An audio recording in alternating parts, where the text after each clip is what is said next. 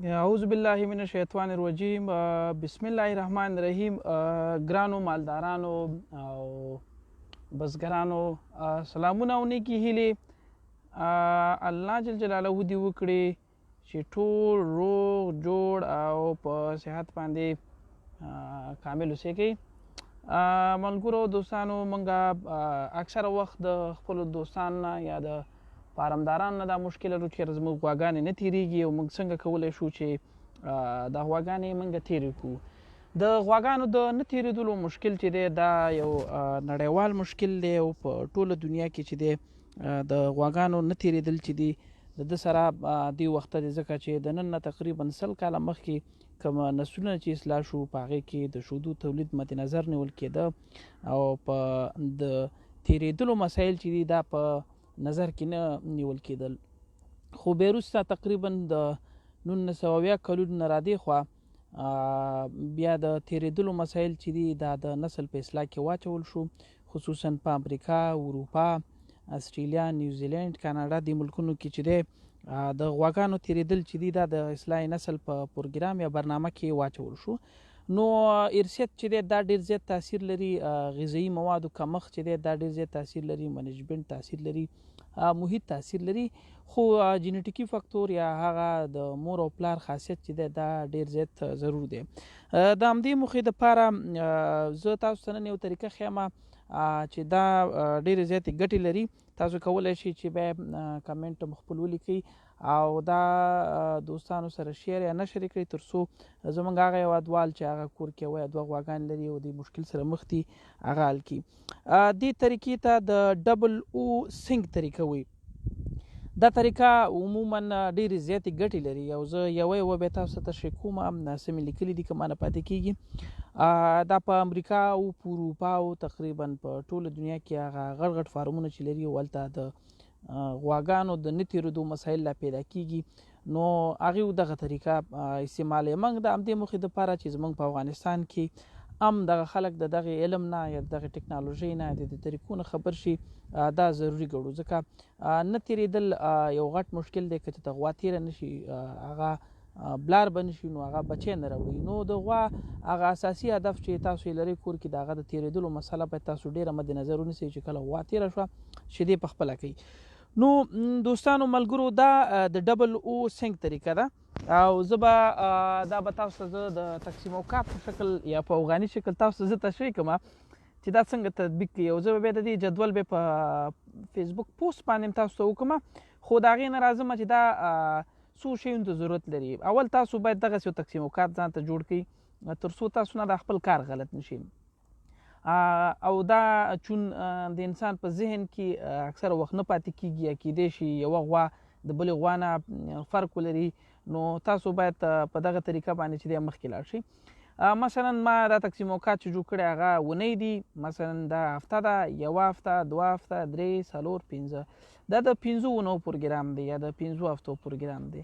که چېرته مثال درکړم ستاسو غوا حتی تازه لنګه شي او هغه 8 ورځو پورې دننه وار را نه وړي غویمه نه شي هم دغه طریقه باید تاسو استعمال کړئ ځکه 8مې ورځې نه د لنګون نه اخوا باید تاسو د غواګانو د بلاربيدو فکر باندې ورسیږئ. او که چېرته د هغې نه پې وخت تېرېږي او دا نه غویمه کېږي نو بیا تاسو باید دا اړین دی چې تاسو په دې پروګرام باندې مخکې لاړ شئ. او همدې ترتیب باندې هغه غواګانې چې د تخمدان کڅوړه ولري د تخمدانونو کڅوړه ولري چې ما په څو ورځې مخکې په هغې باندې بحث وکړه. ليتل سيسټ ولري د ده سره خوا کې غیر منظم دغه ولري غویمتوب ولري. یو ځل مثلا 20 ورځې بعد غویمه کېږي، یو ورځ 13 ورځې بعد غویمه کېږي، بعضې غواګانې 3 میاشتې بعد غویمه کېږي، بعضې غواګانې داسې پیدا کېږي چې مثلا وارې ډېر زیات اوږده دي د هغې درملنې دپاره کېږي. عموما تاسو غواګانې 100 غواګانې لرئ په فارم کې غواړئ چې 30 غواګانې چې دی همزمانه دا باید تاسو لنګې ولرئ نو د 30 غواګانو ګروپ یو ځای کوئ او 30 غواګانې یو ځل په همدې طریقه باندې تطبیقوئ. مثلا 20 غواګانې دې کې تېرې شولې بلاربې شولې او د بلاربېدو نه وروسته هغه لنګې شوې نو تاسو په بازار کې مثلا یو ټارګېټ لرئ چې زه باید دوغمره شوده باید بازار ته وړاندې کړم. نو دا هله وړاندې کېږي چې کله تاسو 30 دانې یا 20 دانې غواګانې په منظم ډول باندې لنګې ولرئ نو دا د هغې دپاره هم چې دی کار ورکوي. او هغه غواګانې چې هغې ضعیفه شوي دي د هارمونونو د کموالي د وجې چې دی ضعیفه شوي دي د هغې دپاره دا هم کارول کېږي. او هغه غواګانې چې عموما د غذایی موادو د کمښت د وجې ته چې دی دغه نه راوړي نه غویمه کېږي، نو د هغې دپاره چې دی هم د ده نه کار اخیستل کېږي. نو زه راځم، زه امید لرم چې زما غږ به تاسو ته صحیح درسي، خو بیا هم زه کوشش کوم چې دا مایک صحیح کړم. که یو لاس کې مو موبایل دی او په بل لاس کې مې کاغذ کې. نو دا اونۍ دی، اوله اونۍ، دویمه، دریمه، د 5 اونو پروګرام دی او دا به تاسو ته مثال درکړم. تاسو باید دغه طریقه زده کړئ. که مثلا ما د اسانوالي د خاطره په د افغانستان په سیستم باندې برابر کړی چې مثلا جمعه، شنبه، یکشنبه، دوشنبه، سه شنبه، چهارشنبه او پنجشنبه ده. دا نو اوله اونۍ چې دا مثال درکړم دا د دې نه شروع کېږي. جمعه دا مثلا جمعې ورځ ده، دا د شنبې ورځ ده. هره خانه چې ده دا یوه ورځ ده.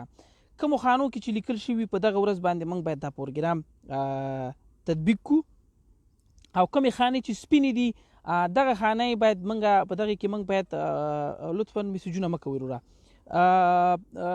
کوم پروګرام چې کوم وبخښئ کومه خانه چې سپینه ده هغه په دې معنا ده چې په دې باندې موږ پروګرام نه تطبیق کوو. کومه خانه چې موږ لیکل پکې کړي دي هغه موږ څنګه کوو هغه باید تطبیق کوو. مثلا د جمعې ورځ تاسو مثلا 3 غواګانې 5 غواګانې او زی لري، غواړئ شپېته ورځ تازه لنګې شوي دي یا مشکلات لري یا تخمدان سیسټ لري یا هر څه لري چې غواړئ تاسو دا بلاربيږی.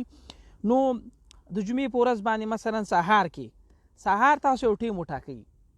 تاسو چې کله یو پروګرام یو برنامه ټاکئ باید د همغې په مطابق لاړ شي. مثلا سهار 6 بجې 6 بجې تاسو غواګانې څه کوئ؟ د جی نارچ هارمون ته وایي. جی نارچ یو هارمون دی، د کیمیاوي نوم دی، بازار کې په مختلفو نومونو باندې پیدا کیږي. بعضې کمپنۍ دي هغه د کانسپټال په نامه د افغانستان په بازارونو کې دي، د سیریلین په نامه باندې دي، د ډلملرین په نامه باندې دي، ایرانی راځي، د نورو نومونو باندې راځي. مهمه دا ده چې تاسو باید هندي اخلئ، چینی اخلئ، د هر څه چې استعمالوئ، خو مهمه دا ده چې تاسو باید دا معلومات وي چې موږ دا هارمون چې دی دا د جینارچ هارمون استفاده کوو. د ده سره خوا کې د بل هارمون چې دی هغه د پروسټاګلانډین دی او دغه هارمون د بازار کې د سایکلومیټ په نامه باندې یادیږي یا د غویمه کیدو اکثر د ډاکټر صاحبان او دکانداران یې پیژني. نو دا زه د مالدارانو د خاطره چې تاسو ډیر زیات لنډ پې پوه شئ او ویې کولی شئ تطبیق یې کوئ، تاسو باید دغسې یو جدول جوړ کړئ. امید لرم چې دا تاسو ته ښکاري. نو د جمعې په ورځ په سهار کې مثلا 8 بجې یا مثلا 6 بجې چې پروګرام شروع کړ او غواړئ برنامه هم د سهار نه شروع کړئ، نو سهار مثلا 8 بجې تاسو شی وهي جینارچ هارمون تطبیق کړئ. دا په غوښه کې ووهئ په معلوم مقدار باندې، بازو کې 2 سیسي راځي، بازو کې 3 سیسي راځي. هغه ډوز ته به وګورئ، هغه به غوښه کې ووهئ. څه به وکړئ؟ دا چې کله تطبیق د جمعې په ورځ باندې نور به تاسو څه کوئ؟ دا غوا به خوشې کوئ.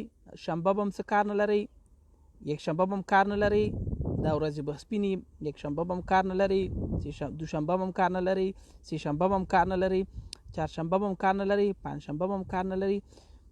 دویمه هفته کې راتلونکې هفته کې چې کومه بیا سهار راځي، مثلا هغه 8 بجې تطبیق کړی او بیا 8 بجې سهار کې د پروسټاګلانډین هارمون یا د پی جی اف هارمون چې دی دا به واخلئ او هغه کم مقدار ډوز چې دی په همغه ساعت باندې چې پرون تاسو د جینارچ هارمون تطبیق کړی په همغه سهار به بیرته دا تطبیق کوئ. یعنې یوه اونۍ وروسته تاسو به څه کوئ؟ دا تطبیق کوئ. د ده نه وروسته بیا به څه وکړئ؟ دا هفته به غونډه خالي کوئ. دې هفتې کې به چې دی غوا ته هېڅ نوستنه چې ده د هارمونونو چې دی دا تاسو نه وهئ. دا ما مثلا بندې کړلې، بنده شوې، صحیح ده. بیا مثلا درېیمه هفته راغله، په دا دویمه هفته کې مو وله درېیمه هفته کې چې دی هم د جمعې په ورځ باندې تاسو کار نه لرئ، شنبه هم چې دی بیا کار نه لرئ، یکشنبه بیا کار نه لرئ، خو د دوشنبې په ورځ په سهار کې چې دی تاسو بیا ته څه وایي؟ بیا به دغه هارمون سم نه معلومیږي، ودرېږئ چې زه یو صحیح کړم. مثلا اوس صحیح شو خادم جانه. مثلا په اوله اونۍ کې موږ چې وه د جمعې په ورځ سهار کې جینارچ ووهه، شنبه هم څه ونه وهل، یکشنبه هم څه ونه وهل، دوشنبه هم څه ونه وهل، سه شنبه هم څه ونه وهل، چهارشنبه، پنجشنبه دغه هفتې ګرده تاسو سره څه کړه؟ خالي پرېښودله. بیا په دویمې هفتې په سر کې تاسو بیا ته چې وهل سهار کې په همغه ټیم باندې چې د جینارچ هارمون تطبیق کړی دی په همغه وخت باید تاسو چې تطبیق کړئ د پروسټاګلانډین هارمون یا د پی جی اف په نامه یو هارمون دی، دا باید تطبیق کړئ. جینارچ هارمون په بازار کې په مختلفو نومونو پیدا کیږي، سیریلین او پروسټاګلانډ، سیریلین د کانسپټال په نامه دی، په نورو مختلفو نومونو باندې پیدا کیږي. او د پی جی اف هارمون چې دی دا چې دی دا بازار کې د سایکلومین په نامه پیدا کیږي. نو په اوله اونۍ کې د جمعې په ورځ باندې جینارچ تطبیق کړه، دغه اونۍ تاسو به څه کړله خالي پرېښودله. د دویمې اونۍ سر کې چې دلته دویمه لیکلي دي، د دویمې سر کې بیا په همغه ورځ باندې په همغه ټیم باندې څه کوي تاسو د پی جی اف هارمون یا د پروسټاګلانډین هارمون وهي. په درېیمه هفته کې چې دی بیا تاسو جمعه هم خوشي کوئ، شنبه هم خوشي کوئ، یکشنبه هم خوشي کوئ. د دوشنبې په سهار باندې د دوشنبې په څه باندې په سهار باندې هغه وخت کې چې کله تاسو هغه دوه هارمونونه نور په همغه ټیم باندې وهلي، که هغه تاسو په 8 بجو وهلي دا هم باید په 8 بجو تاسو وهئ. په یاد ولرئ چې ټیم وخت چې دی دا ډېر ضرور دی. د ده نه اخوا بیا سې شنبه باندې تاسو څه نه وهئ، په چهارشنبه باندې څه نه وهئ، او په مثلا په څه باندې په پنجشنبه باندې څه کوئ څه نه وهئ. نو په اوله اونۍ کې د اولې د جمعې په ورځ هم جینارچ ووهل، ورپسې بیا په دویمه اونۍ کې په همغه سهار باندې پی جی اف ووهل، په دریمه اونۍ کې بیا جمعه هم خوشي کړه، شنبه هم خوشي کړه، یکشنبه هم خوشي کړله، دوشنبې په ورځ هم څه ووهل جینارچ ووهل. اوس راځم څلورمې هفتې ته چې څلورمه هفته د شروع کیږي. نو څلورمه هفته چې دا د جمعې په ورځ تاسو څه نه وهئ، د شنبې په ورځ بیا هم څه نه وهئ، یکشنبې په ورځ باندې هم څه نه وهئ، بیا د دوشنبې په سهار باندې تاسو څه وهئ د جی ان آر ایچ هارمون په سهار کې په همغه دقیقه باندې په همغه منټونو کې دا تاسو به څه کوئ، دا تاسو تطبیق کوئ. دا هم چې دا یو نه استفاده کړي، کوشش وکړئ د یوې کمپنۍ مواد چې دي دا استفاده کوي چې کوم خو بازار کې په ښه شکل باندې پیدا کېدل، د همغه نه ګټه واخلئ. بیا راځو مثلا په سهشنبه باندې څه کوو، دا بنده کوو، د باندې موږ دا نه تطبیق کوو. څه چهارشنبه هم چې ده دا هم بنده ده، پنجشنبه چې ده دا هم چې ده بنده ده. راځو پنځمې هفتې ته. پنځمه هفته کې چې ده بیا د جمعه بنده ده، د باندې څه نه تطبیق کوو. بیا چې ده یک شنبه بنده ده، بیا چې د څه بنده ده، یکشنبه چې ده دا بنده ده. د دوشنبې په سهار باندې په همغه ټیم باندې چې تاسو دا او د جینارچ او دا وهلي دي او یا هم دغه سهار کې تطبیق کړي دي، دغه برنامه زیاتې برخې سهار لري. نو بیا ته څه وهو، بیا د پی جی اف یا دغه هارمون د پروسټاګلانډین هارمون چې دی یا د سایکلومین په نامه چې بازار کې پیدا کیږي یا سایکلومیټ پیدا کیږي، دا موږ بیا وهو په سهار کې. کله چې سهار کې وهله، سبا سهار ته دا بیا وهو، دویم ځلي بیا دا وهو د سې شنبې په ورځ باندې، دا په دوشنبه ووهه، دا په سې شنبه باندې وهو. د سې شنبې نه وروسته چې دی په غرمه کې بیا څه کوو، د غرمې مطلب 12 بجې شاوخوا موږ څه شی وهو، د چهارشنبې په ورځ په سبا باندې د جینارچ هارمون وهو. او د پنجشنبې په ورځ باندې چې دی سهار همغه ټیم باندې چې تاسو دا هارمونونه وهلي دا نور وا څه کوو، وا الکا کوو. نو په دې طریقه کې چې دی موږ دې ته نه ګورو چې غویمه شوه، بلکې خپل پروګرام مخکې وړو.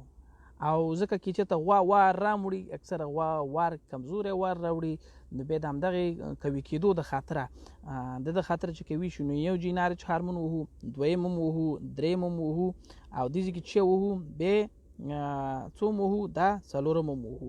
د دې طریقې مصرف په لږ ډېر، خو په دې کې تاسو ته دا اطمینان حاصلېږي چې تاسو غوا څه کوئ، بلاربه کوي. که په کورونو کې تاسو هستئ، تاسو دغه دوه هارمونونه واخلئ او دا تقریبا څه کوي مخکې ویسئ، او ډاکټر ته چې دی ډاکټر په دغه ټیم باندې راغواړئ کور ته، چېرې ما ته مثلا د پنجشنبې په ورځ باندې چې که په غرمه کې ما ته راشه او زما غوا ته الکا وکړه. نو دا به داسې شي چې پروګرام به ستاسو لاس کې، دا به دې ته نه چې تاسو اکثره وخت ډاکټر ته منتظر اوسئ یا وبخښئ غوا ته منتظر اوسئ چې غوا څه وخت وار راوړي او ډاکټر ته راشي.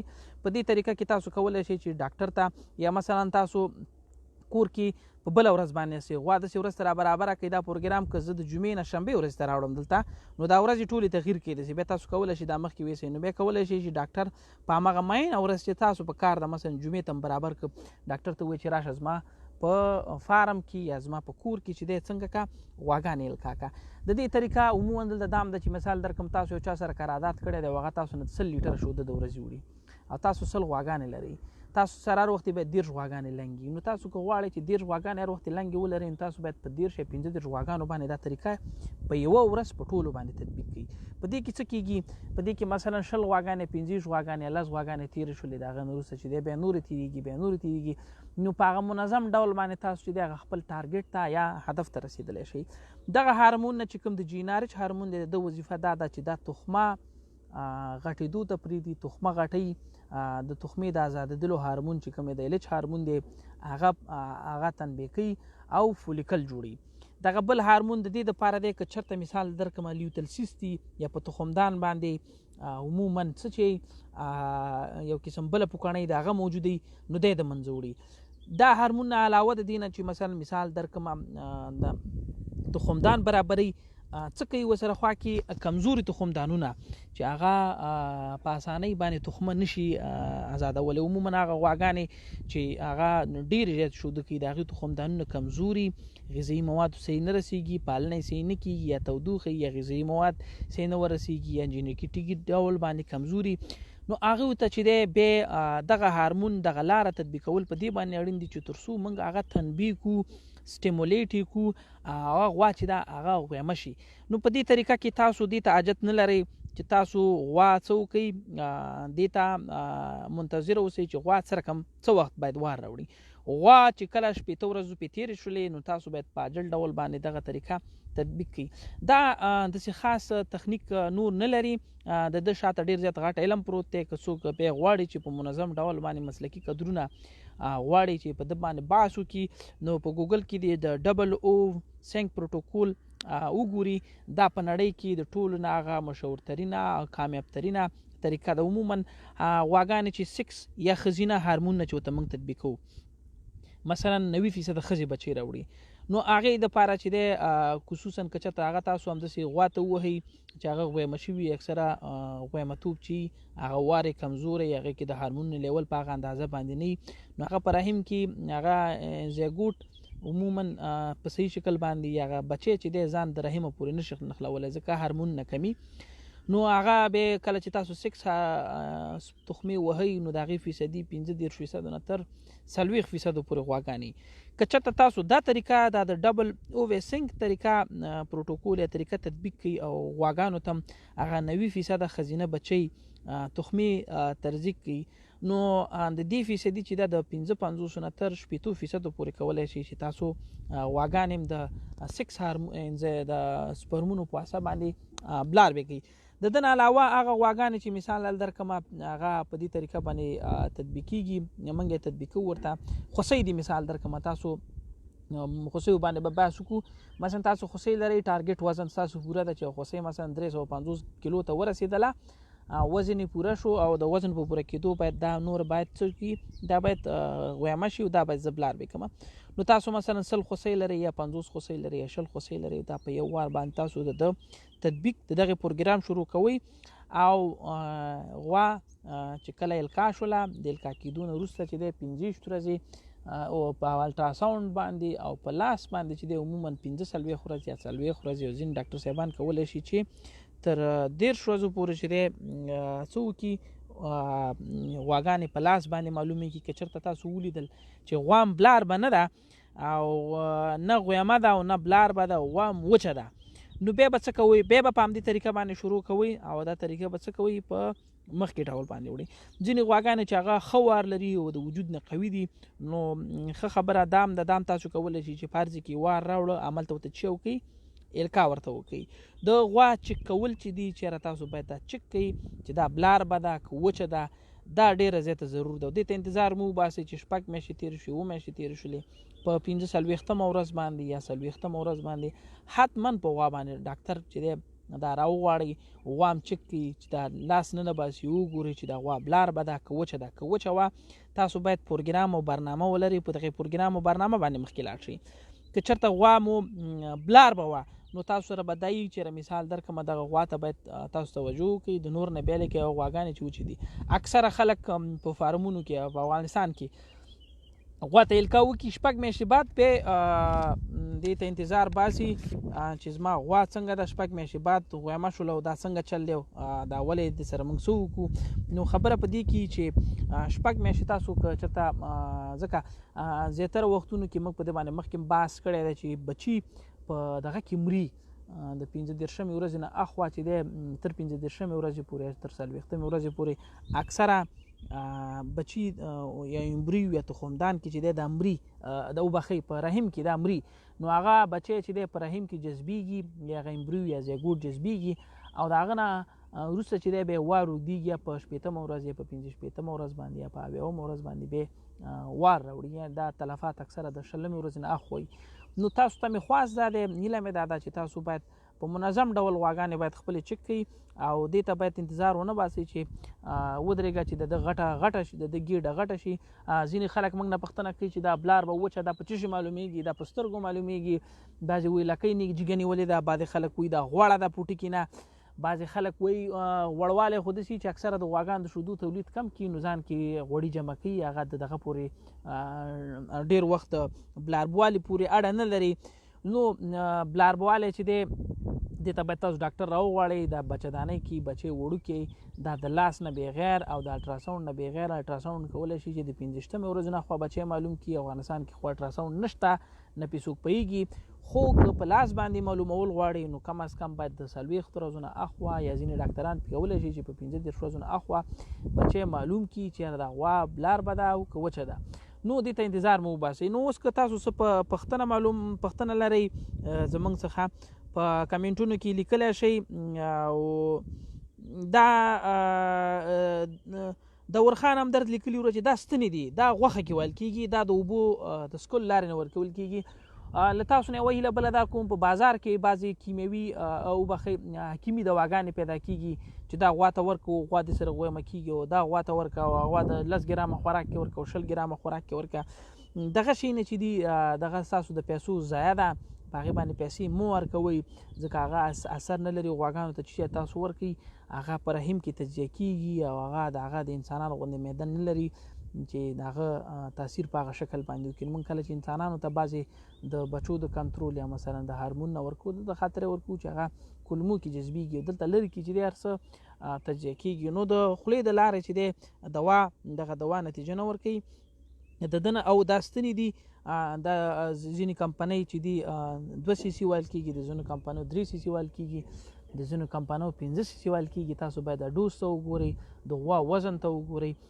دا پروګرام کولی شي چې په کور کې په خپله تطبیق کړي او کومه ورځ چې شروع کړه همغه ورځ په مثلا غرمې ته ستاسو یا د چهارشنبې ورځ ته ستاسو پروګرام ورسېده او په سهار باندې چې دی بیا د پنجشنبې په ورځ باندې کولی شي چې په همغه ټیم باندې تاسو دا نور پروګرام تطبیق کړی دی.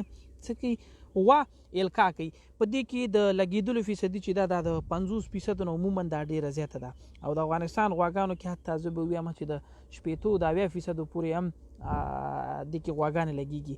که چېرته ستاسو غوا بلاربه نه شوله بیا تاسو دا پروګرام د سر نه شروع کوئ، د دې نه هغې سره پوره کړي. غوا مه خرڅوئ. زیاتره خلک غواګانې چې یو 2 ځلې بلاربې نه شي او 6 میاشتې یا کال پې تېره شي څه بس غوا باندې پړی واچوي او بس ښځې ته وایي دا غوا راسپړه چې نورې وړمه ویسمه دای ته خرڅه کړمه.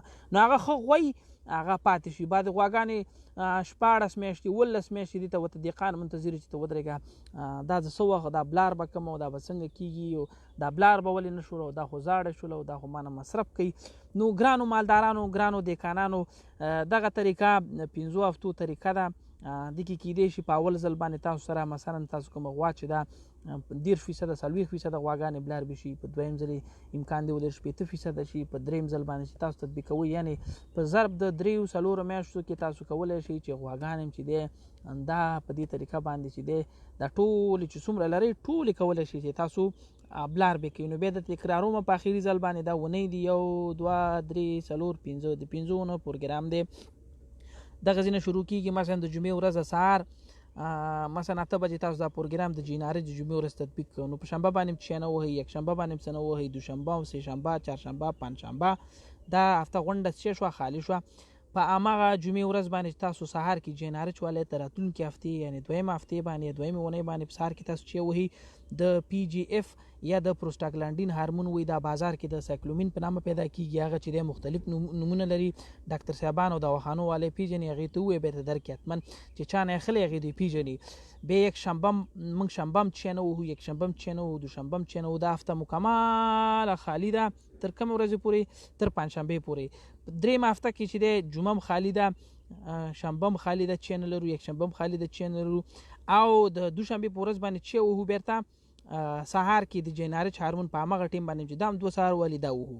د دې نه وروسته چې دی بیا چې نه وو شنبه هم څه نه وو چهارشنبه هم څه نه وو پنجشنبه هم څه نه وو غوا همداسې خوشې کوو چهارشنبه هم څه نه وو په څلورمه هفته کې بیا څلورمه هفته چې راغله بیا جمعې په ورځ هم چې نه وو شنبه بیا څه نه وو یکشنبه بیا څه نه وو په هماغه ټایم باندې چې تاسو دا تېره هفته کې د جینارچ دلته دوشنبې په ورځ باندې تطبیق کړی دی هغه بیا دلته تطبیق کوو د دې نه وروسته چې دی سهشنبه هم پاتې کېږي چهارشنبه هم پاتې کېږي پنجشنبه هم پاتې کېږي پنځمې اونۍ ته ځو یا پنځمې هفتې ته ځو جمعه هم پرېږدو شنبه هم پرېږدو یکشنبه هم پرېږدو د دوشنبې په سهار باندې چې وهو چې د پی جی اف هارمون وهو 2 سی سی دا په غوښه کې وهو عموما احتیاط کوئ باید مکمل جذب شي اکثره داسې چې ستنه ته ووهي هغه هارمون چې دی جذب نه شي هغه بیرته راوځي ځکه 2 سی سی ډېر زیات لګي په تطبیق کې چې دی ډېر زیات خیال وکړئ په سهشنبې په سهار باندې په کم ټیم باندې چې هغه مخکې وهلي دي په 8 بجې مثال درکړم په شپږ وهلي په هماغه ټیم باندې چې کوي بیا د سهشنبې په وهي چهارشنبې غرمه چې دا په د یو پروګرام چې دی دا د چې په ورځ دی دا د غرمه ده غرمه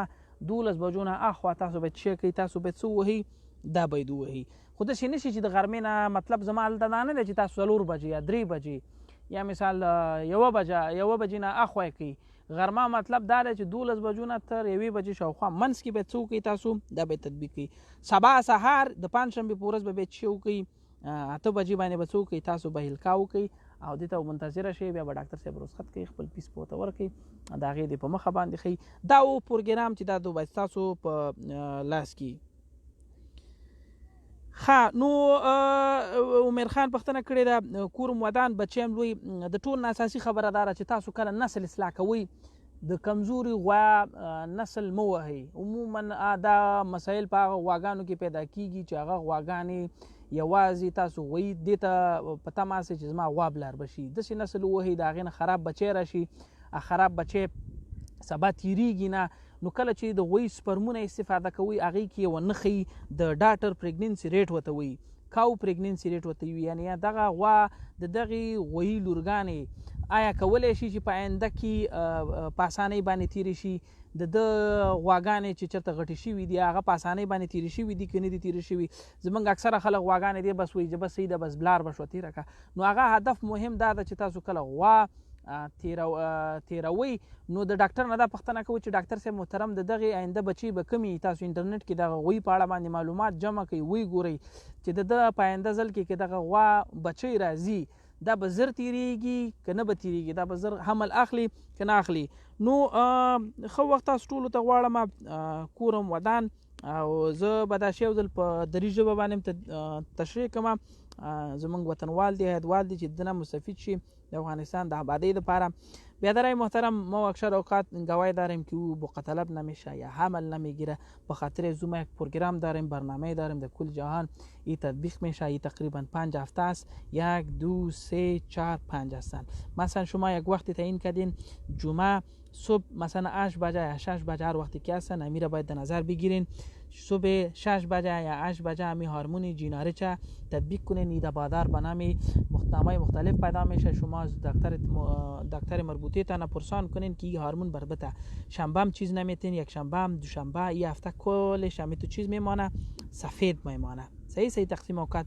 هفته دوم که از بمو وقتی که هورمون تطبیق کردین بالا را امیر چی را میکنین امیر تطبیق میکنین تا از شنبه بگی تا پنجشنبه باز چیز تطبیق نمیکنیم هفته سوم که از جمعه هم خالی میمانیم شنبه هم خالی میمانیم یک شنبه هم خالی میمانیم و د دوشنبه که از جیناره چه باز دمو وقتی که وار تطبیق کردین امو تطبیق میشه باز شنبه و چهارشنبه و پنجشنبه باز سفید میمانه و هفته چهارم میاد هفته چهارم که هست باز تقسیم اوقات میبینی این روزم خالی سی روزم خالی د دوشنبه سار جیناره چه باز امو وقتی که تطبیق کردین تطبیق میکنین بعد از او سه شنبه هم خالی چهارشنبه هم خالی پنجشنبه هم خالی د هفته پنجم میاین د هفته پنجم که هستن میبینین ایجا جمعه هم خالی ایجا هم بند است شنبه هم بند است این بند است یک شنبه هم بند است و صبح که هستن با صبح دوشنبه صبح امو وقت که این هورمون پی جی اف یا پروستاگلاندین تطبیق میکنین با شبای سه شنبه باز زیر پی جی اف تطبیق میکنین بعد از او که هستن روز چهارشنبه که است